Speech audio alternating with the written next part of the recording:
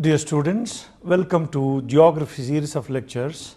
In this episode, which deals with the orogenetic movements of the Earth, you will be knowing in detail about the orogenetic movements. It has 5 subunits. Number 1 is Introduction to the orogenetic movements of the Earth. Second is the process and stages of mountain building. The third is Precambrian orogenetic movements and major landforms. The fourth aspect is major landforms of young-fold mountains, and lastly, orogeny in Indian subcontinent. Since the formation of the solid earth crust, it has seen short periods of intense crustal stress, which are also separated by quiescent intervals in Earth's history. At 6 or 7 times, intense crustal stress have given rise to formation of mountains, which are known as orogenetic movements. Some of the later stages of the Earth's history, they were so huge when wide areas for a considerable length in the Earth's surface experienced crustal stress, leading to the folding, faulting of sedimentary strata and formation of young-fold mountains. In early stages of the Earth's history, buckling or creasing of the Earth crust must have taken place. Even in a small scale world map, we can see these both older mountains and young-fold mountains, which will be discussed in detail later in this module. While Appalachians of the eastern United States of America belongs to older type, the Himalayas of India belongs to later type. Before going to their details of formation, let us have classification of the definition of orogenetic and epirogenetic movements. In figure number 1, you can see the major mountain ranges of the world. Let me come to the definition aspects of these forces. Forces affecting the Earth's crust are broadly of 2 types, namely endogenetic forces and exogenetic forces. The first type constitute diastrophic forces, which in turn further classified into epiorogenic forces and orogenetic forces, which are discussed under this present lecture. However, the very nature and information is such that we will not be going to the details of epirogenetic forces, but we will be discussing the second type, that is the orogenetic forces, which are nothing but the great mountain building forces or the activities. Orogenetic movements refers to the process responsible for the development of mountain terrain for deformation of rock within the mountains. It is a process by which features such as thrusting, folding and faulting within the fold belt mountain regions were formed. We can see in that world map some of the fold mountains. Specifically, orogeny is mountain building is a result of compressive forces acting on crustal segments. In fact, we are going to the details of them in the present lecture. The second type, which we are not going into the details, constitute epirogenetic movements, refers to large-scale continental building forces, hence applied to all NMOS vertical or radial earth movements, both uplift and depression. Strata are not thereby folded or crumpled, though they may be slightly tilted or wrapped.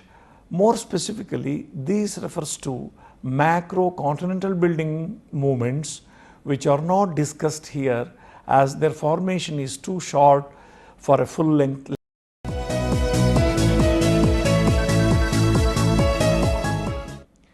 Orogenetic movement of the Earth's crust is directly related to the process and stages of mountain building. They are geosyncline stage, orogenetic and epirogenetic stage. Now coming to the geosynclinal stage, a geosyncline is a major structure fold in the Earth's crust on a subcontinental scale. It comprises a linear basin which serves as a repository for considerable thickness of sediment derived from neighboring or land masses. If you look into the figure number 2, you will understand that in detail. When the sediment was being deposited in these shallow waters and through their being silted up, the ground for the building of the mountains was being provided. This may be called preparatory stage. Eminent earth scientists like Schur has identified three different types of geosynclines, and they are monogeosyncline. In the place of the present Appalachians of North America, there stood a stretch of sea with a long, narrow geosyncline. This region geosyncline suffered a great amount of subsidence. Later orogenetic movements in that area have resulted in the formation of older mountains of United States of America in the eastern stretches. In this figure, you can see the geosyncline. The second type of geosynclines are polygeosynclines. In the present area of Rocky Mountains and other parallel mountain ranges of western USA, once there were many big and smaller geosynclines. They got filled up, and orogenetic movement of later Mesozoic and early tertiary times have led to the formation of Rocky Mountains and others in that particular zone. Now, there are third type of geosynclines, mesogeosynclines.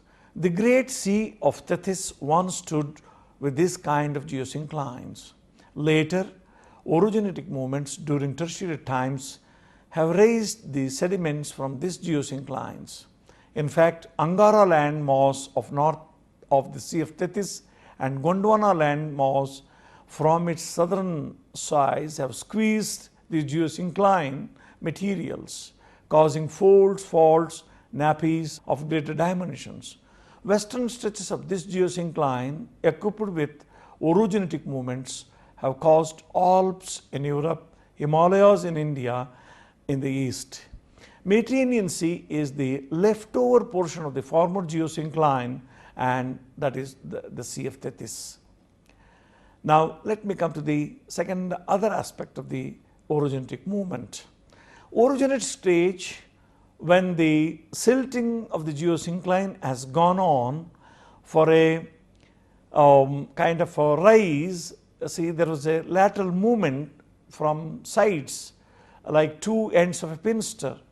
See, under the impact of this thrust or push, the whole strata is pushed and bent into a series of folds. This surface is raised to a dome in the form of an arches of sedimentary beds, which are nothing but fold mountains like our Himalayas.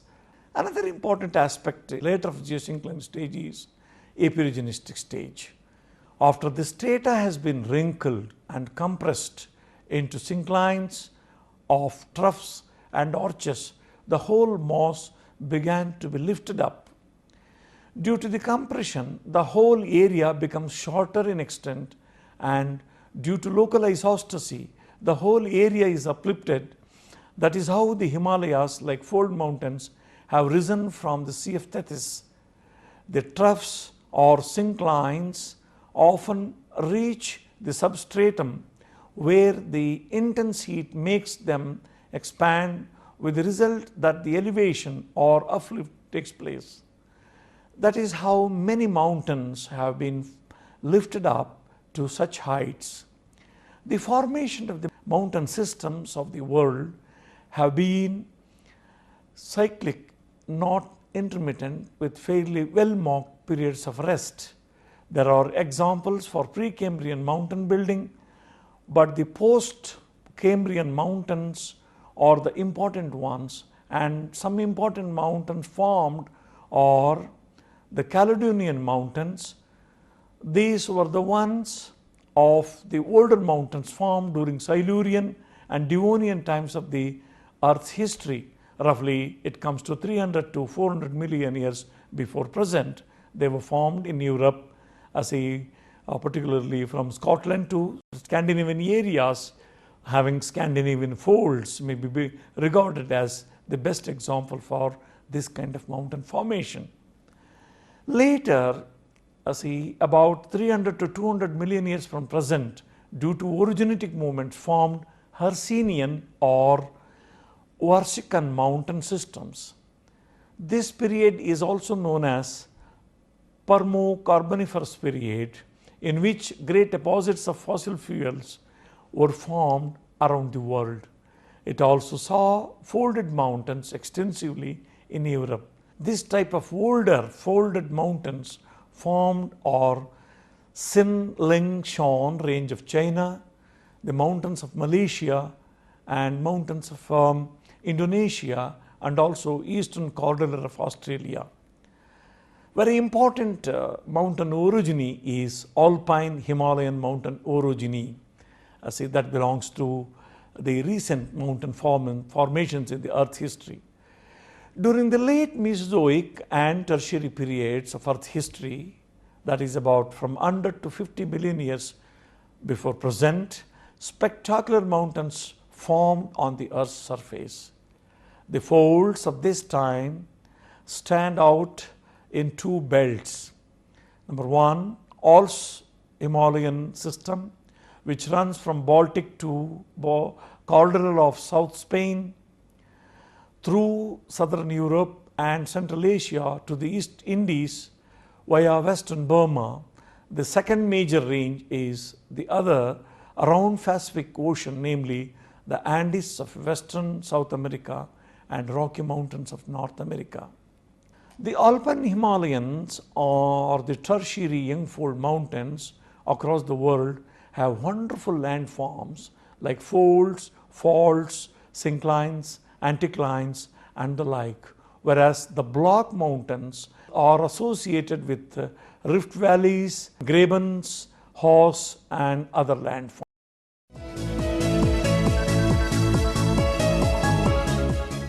These are the oldest orogenetic movements, belong to the Precambrian times, roughly around 1000 to 3000 million years. Such orogenetic movements resulted in the formation of shield areas. The shield areas have surface areas of over 25% of the world's land area. They are formed of rocks of 570 to 4000 million years old. Our peninsular India has such rocks and mountain systems. However, long plateau of northwestern peninsular India is younger than such mountains like Cretaceous period. These areas vary considerably in height from the plateau surfaces around. In eastern Africa, they are rising about 1500 meters, and in northern Europe, they are submerged areas beneath the Baltic Sea. The East African Rift Valley systems occur where the rigid shield rocks have been subjected to pulling apart stress of this kind. The study of these shield regions, which form the geological foundations of continents, show that the process of rock and mountain formation have been effective through the period of geological history recorded in the surface continental rocks. Accumulation of sediments followed by folding, metamorphism, uplift, the intrusion of granite, and finally erosion has occurred again and again in the past geological history. Now, one of the important mountain types that we have discussed in this episode is also the block mountains. The crustal disturbances have created interesting landforms due to a portion of the earth crust breaking away or uplifted compared to either sides of the central portion getting depressed. Block mountains are a result of faulting the earth's crust, which breaks into blocks separated by fissures. When the blocks are raised high on one side of the crust plane, they form the block mountains. You can see that in the figure number 5b. There, one slope is steep while the other is gentle. For example, Western Ghats of South India. All block mountains consist of two phases. The fault face or the fault scrap the crust of the block thrown upwards, which presents an exposed steep fault scrape, and the back slope on the gentler slope of the faulted block mountain is perpendicular to the mountain fault scrape. See figure number 5b, you can clearly see both the sides. The mountain ranges of the Great Basin of United States of America in the west belong to this type. There are Sierra Nevada is another typical example. These selected regions are surrounded by areas of comparatively low elevation. Hence, these block mountains are the centers of precipitation.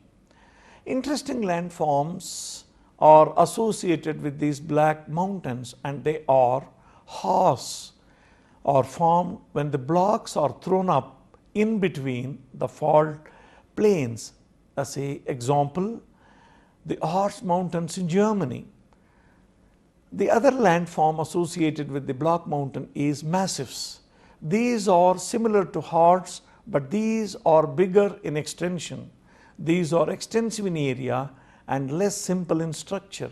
These are much more ancient and possesses a greater elevation. The Spanish Mesta, the Central Highlands and of Brittany in France, and the Laurentian Highlands of North America are representative examples of these type. These are illustrated by massive fault displacements also.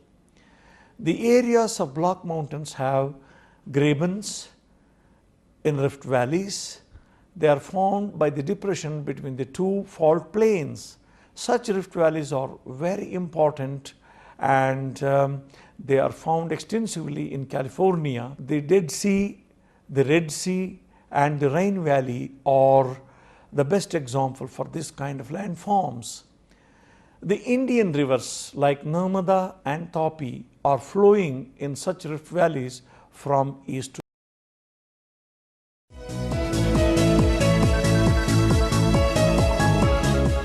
From the previous information on mountain building activities, it is amply clear that formation of these tertiary mountains is a massive orogenic movement across the world.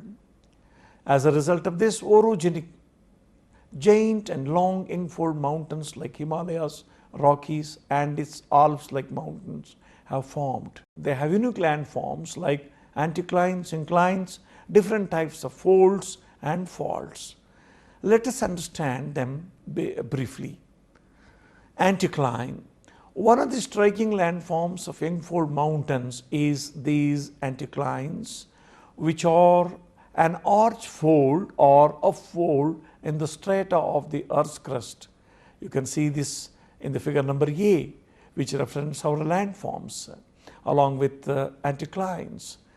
The two sides of limbs of the fold dip in the opposite directions away from the crust line is central axis. If the dip of each limb is equal, it is an anticline, which is also known as a symmetrical anticline. If the angle of the dip of one limb is greater than the other, the anticline will be asymmetric anticline, or is also known as asymmetric fold or overfold. Now you also have synclines. Young fold mountains along with anticlines, they have these synclines. They are downfolded or basin-shaped fold crustal rocks in which the strata dip inwards towards central axis. Now, young-fold mountains also have important landforms like folds. During the orogenetic movements, horizontal sedimentary beds are forced to bend in different forms. This process of bending of rock strata or the crustal materials leads to different types of fold structures. There are many types of folds depending on intensity of the compression and the character of the rock. The simple monocline can change into a symmetrical fold, then to an overfold or overthrust fold, and finally a recumbent fold as the pressure increases from one direction. In fact, they clearly help you to understand these different folds. These Engfold mountains also have an important landforms called nappies. Nappies are one of the major landforms which can be seen in Engfold mountains, in which the anticlinal folds are not only made to overlap but are completely upset. These recumbent folds are broken and thrust forward, and several others such as folds crowded from behind so as to pile on top of them. The whole mountain structure basically becomes highly complicated. It loses all contact with the foundation on which it might have been once rested. These appear to be without roots and bear evidence to multiple folding.